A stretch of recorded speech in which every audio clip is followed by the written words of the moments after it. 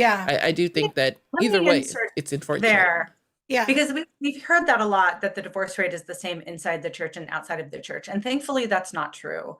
Now, what you said, Monique, is exactly right. If you're a nominal Christian and you call yourself a Christian, then you'll see sort of an equivalence between the general public and the divorce rate. Just like, Nancy Pearcey talks about in her book on toxic masculinity, or the attack on masculinity. She talks about how you actually see some of the highest rates of abuse in men who call themselves Christians but don't attend church. Yeah. And that's because they have some level of understanding that they are the head. They probably perceive that as power and dominance, but they're not connected to the church body. They're not attending weekly. They're not in relationship with men that are discipling them. And so they misuse that authority.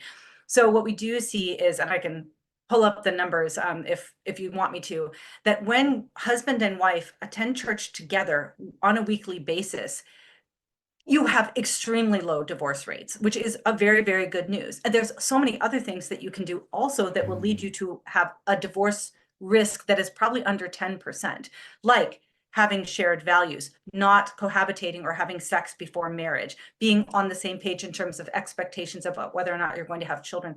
So this idea that divorce is inevitable or that it's running rampant through the church, thank God, is not true at all. And that there's a lot that you can do if you're heading into your season of marriage to make sure that you are going to build a strong foundation.